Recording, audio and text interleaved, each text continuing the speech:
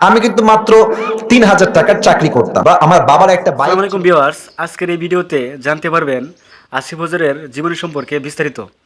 তো বিস্তারিত জানতে পারবেন এই ভিডিওতে।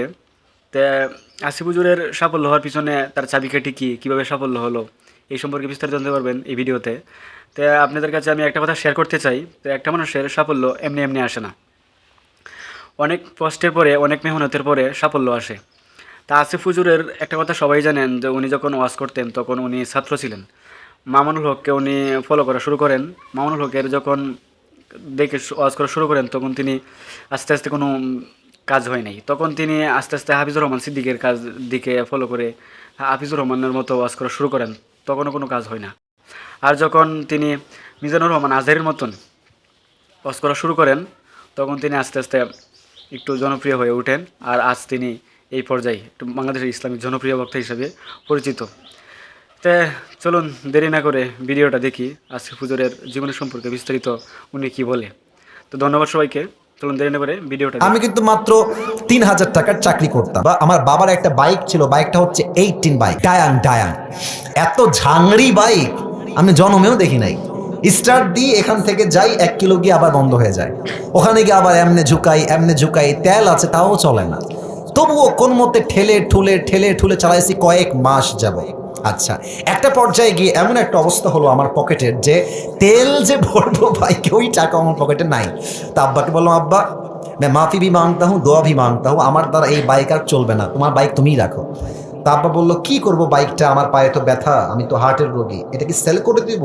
বললাম, বিক্রি করে দাও, আমি এটা বিক্রি করে সাইকেল কিনবো, সাইকেলের চাইতে ভালো হবে আমার জন্য। তো যাই হোক, বাইকটা বিক্রি করব ভাব, মানে এটা এইভাবে কখনো আমি আগে কোনো মাহফিলে বলি নাই, এতটা ব্যাখ্যা দিয়ে বলি নাই, আজকে বলছি বাইকটা বিক্রি করে দিব অভাবের জন্য। বাট বিশ্বাস করেন সেই সময়টা প্রতিদিন তাহাজ্জুদ পড়তাম, প্রতিদিন আল্লাহকে বলতাম যে আল্লাহ তুমি আমাকে কবুল করো, আমার চেষ্টা কবুল করো।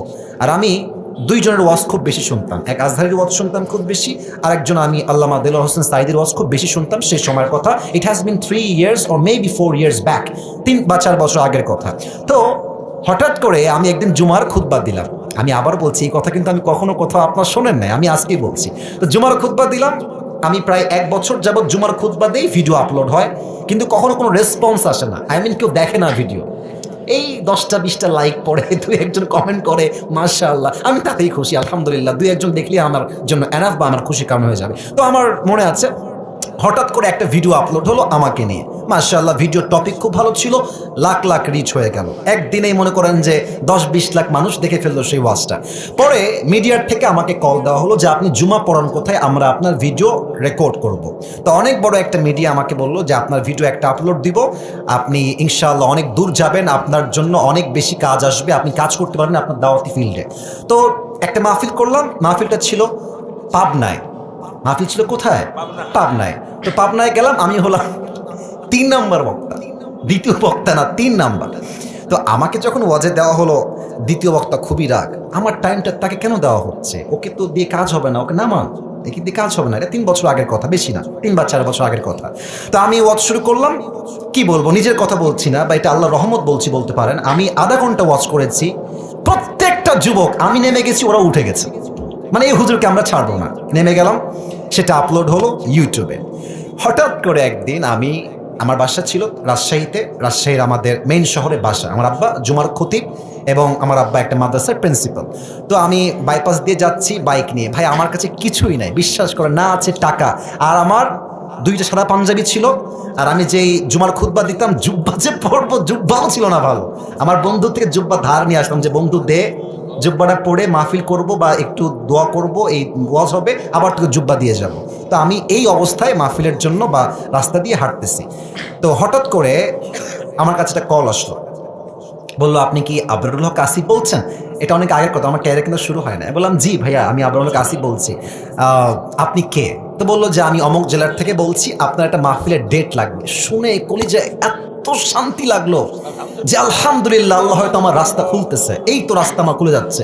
তা আমি একটু ভাব নিলাম, আমার কিন্তু ডেট মেট কিছুই নাই। বললাম বললাম ও আচ্ছা, ডেট নিবেন কবে, আমাকে তো দেখতে হবে ভাই। তো বলছে যে ভাই ডেটটা আমরা 2 মাস পরে নিব, যদি আপনি ডেট দেন তাহলে আমরা। ও তো ভাবছে মাশাআল্লাহ মিলিয়ন মিলিয়ন ভিউ, এ তো অনেক বড় বক্তা হবে রে ভাই। তো আমি একটু ভাবতাম, আমি বললাম ঠিক আছে আমি ডায়েরি দেখে আপনাকে বলছি। আমার ডায়েরি কোনো ডেটই নাই। তো যাই হোক, পরে এসে বললো যে ভাই ডেট কি আছে, ডেট কি হবে। আমি নিজেই, আমার তো ডেট লাগবে রে ভাই। আমি কল দিয়ে বললাম ভাই হ্যাঁ অমুক তারিখের ডেট হতে পারে, আপনি কি ডেটটা নেবেন? তো বলছে অবশ্যই নিব। তো বলছে যে ভাই আপনার হাদিয়া কত? আমি তো জীবনে হাদিয়াই নিই না, হাদিয়া কত বলবো। এখন বলছি যে ভাইয়া হাদিয়া আসলে বলা যাবে না, আপনি বলেন যে আপনি আমাকে কত দিবেন। তো আমার বেতন কিন্তু ভাই মাত্র 3,000 টাকা, এবং 3,000 টাকা এত কম আমার জন্য, বাইকের তেল ভরতে আমার 3,000 টাকা শেষ হয়ে যায়, খাবো কি আর পরবো কি। তো আমার ভাই বলছে যে আপনি একটু বললে আমার জন্য খুব ভালো হয়। তো আমি বললাম যে আপনাদের গত বছরে কে আসছিল? বলছে আমাকে একজন বক্তা আসলে। কয় টাকা দিয়েছেন? বলছে 20,000 টাকা দিয়েছি। 20, মনে বলছি 20,000 টাকা। আর ওকে বলছি ভাই এটা কোনো টাকা হইলো? আচ্ছা যাই হোক, অনেক কথাবার্তা বলে সে বললো ঠিক আছে আপনাকে আমরা 25,000 টাকা দিব, গাড়ি ভাড়া সব কিছু মিলিয়ে, খাওয়া দাওয়া মিলিয়ে, থাকা সহ 25,000 টাকা আমি আপনাকে দিব। তো বললাম দিব বললেই তো হবে না ভাইজান, আপনাকে তাকে অ্যাডভান্স করতে হবে না, আমি প্রোগ্রামটা কনফার্ম মনে করবো কেমন করে। তো বলছে ঠিক আছে ভাই আপনি আপনার নাম্বারটা আমাকে দেন, আমি আপনাকে 5,000 টাকা অ্যাডভান্স করছি। আমি বললাম ইয়ার ইয়ে তো মেরি রাস্তা খুল গিয়া মাশাআল্লাহ। তো বলছে ঠিক আছে আমি আপনাকে দিচ্ছি, নাম্বারটা আমাকে পাঠান। তো নাম্বার দিলাম, 3 দিন কোনো খবর নাই। মনটা আবার খারাপ, জানলাম ডেটটা কি তাহলে পাবোই না। তো 3 দিন পরে আবার আমার ভাই কল দিয়ে বলছে প্রিয় ভাই আপনাকে তো আমি টাকা দিব, বাট আমি টাকা তুলতে পারি নাই এলাকার থেকে, তাই টাকাটা দিতে পারি নাই। তো মার্শাল্লাহ সবাই আমাকে টাকা দিয়ে দিয়েছে, আপনার নাম্বারে আমি এখনই টাকা পাঠাচ্ছি। তো আমাকে ওই প্রথম মাহফিলের জন্য 5,000 টাকা অ্যাডভান্স দেওয়া হয়, এবং 5,000 টাকায় আমি আমার আব্বা আমাকে দিয়ে দিয়েছি। যা তোমরা নাও।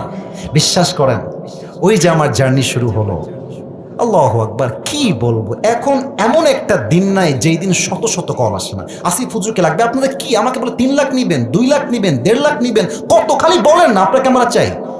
আপনি বলবেন হুজুর আপনি এত লম্বা স্টোরি কেন বললেন? 1 ঈমান, 2 হচ্ছে তাকওয়া। এই 2টা থাকলে বান্দার সফলতাকে আটকায় রাখতে পারে না, ঠিক কিনা বলে? ওয়ারযুকুহু মিন হাইসু লা ইয়াহতাসিব, তোমার রিজিক আমি এমন জায়গার থেকে দিব তুমি কখনো কল্পনাই করতে পারবে না। আল্লাহু আকবার। ধন্যবাদ সবাইকে ভিডিওটা দেখার জন্য। দেখা হবে ইনশাল্লাহ নেক্সট কোনো ভিডিওতে ভালো কোনো টপিক নিয়ে। সকলে সুস্থ থাকেন, ভালো থাকেন। ধন্যবাদ সবাইকে। আর আমার ভিডিওটা যদি ভালো লাগে তো সকলের কাছে দোয়া চাই, ভালোবাসা চাই। সাবস্ক্রাইব করে পাশে থাকবেন ইনশাল্লাহ। তো ধন্যবাদ সবাইকে।